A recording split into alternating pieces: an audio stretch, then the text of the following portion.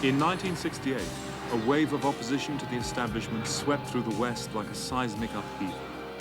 The shock waves were felt even behind the Iron Curtain in the Prague Spring in Czechoslovakia.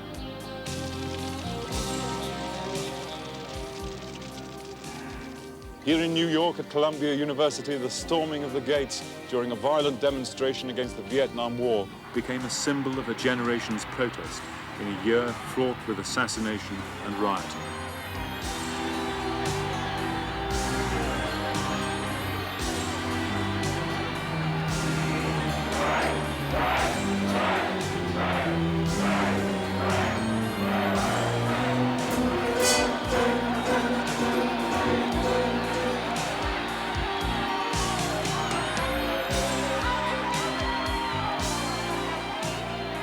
And in France, the government all but fell to an alliance of students and workers. The year ended with the establishment back in power, but this dissident youth culture had become international and politicized. And one result was the rejection of all forms of establishment art. And the effects of that are still with us.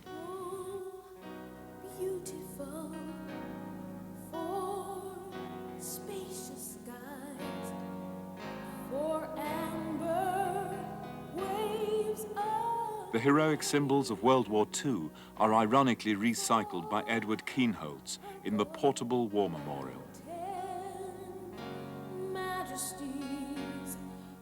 Images of glory from the last just war reverberate bitterly at the end of the 60s.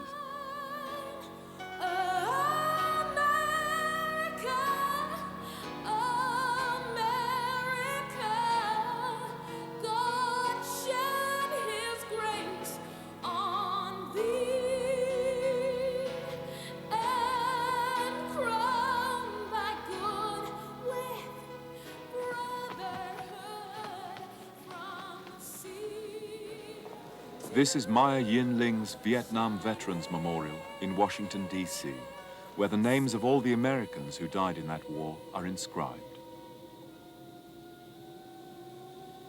Initially, her design invoked storms of protest because it was considered unheroic.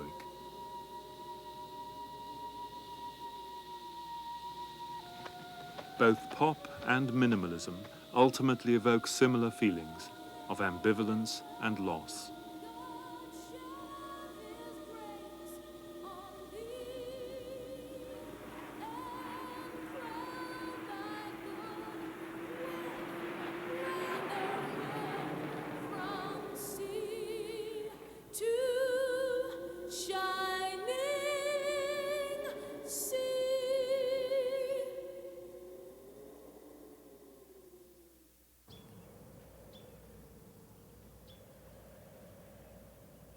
This is Storm King Art Park in upstate New York.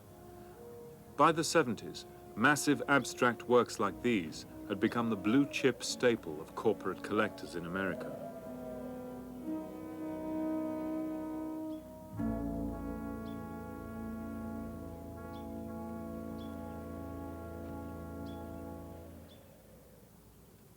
"50 years ago, the German critic Walter Benjamin prophesied that the impact of film and mass reproduction would be to change forever our idea of what art is.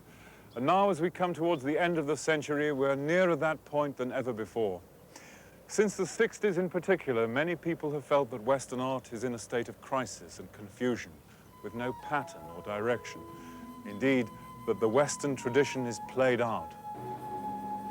Abstraction lost its shock value and became ordinary. The new directions suggested by pop and minimalism seem to many to be a dissolution of all tradition.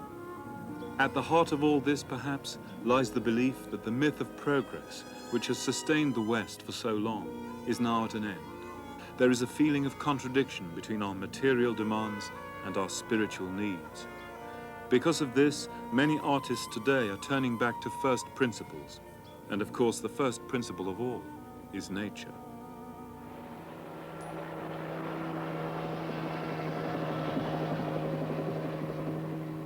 This is Robert Smithson in a film he made in 1970 of his pivotal earthwork, Spiral Jetty. This 1,500-foot-long coil of rock was built in Utah's Great Salt Lake. It leads the visitor out into the water like an ancient hero venturing through a maze.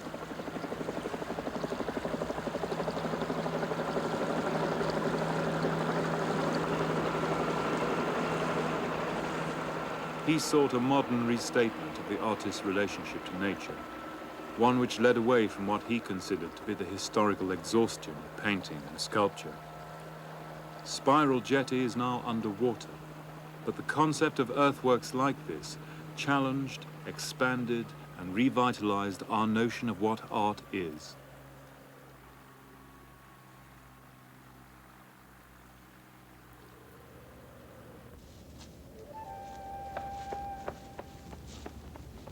In the environmental work, Running Fence, 6 miles of parachute material mounted on poles was stretched across Sonoma, California, to the sea. The entire ranching community and the California Office of Environmental Protection were involved in deciding whether the fence would be allowed, and so, indirectly, whether this was a work of art at all. The controversy was part of the experience.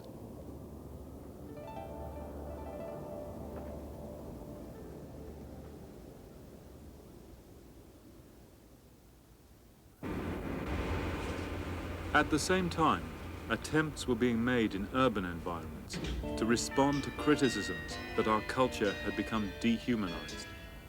New ways were sought for art to reach the people. In the early 70s, the idea of the museum changed. When the Pompidou Center in Paris was planned, it was envisioned as a kind of anti-museum. It was to become a factory of information, a sort of center for news, a center for the masses, a kind of supermarket for culture.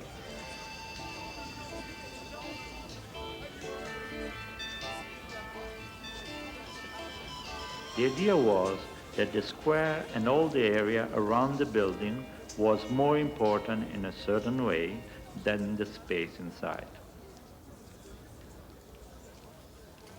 They thought that the museum has to go in the street and not the people from the street has to go in the museum. So it was reversing the attitude of visitors. The original plan called for huge video screens projecting news of the world into the square.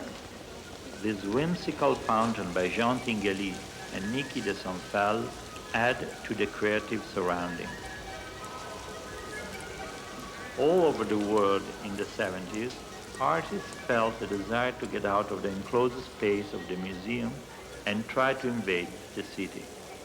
So they started to think big, and they started to think in a large-scale way that create objects that compete with skyscrapers and with large elements, but also they want to compete with the media and create something that is so theatrical that take the attention of the media and compare the media with art. The Swiss Army knife was designed as a ship for the city of Venice. It was the main character of a performance piece created by Claes Oldenburg, Koje van Bruggen, and Franco Gehry. Like any art object, it has different levels of meaning. It represents tourism. In fact, the army knife is always in the pocket of the traveler, but also it is the symbol of the double reality of Venice, the schizophrenia of Venice, which is seen in the contrast between the past and the present, an invasion of modern materials into a very ancient city.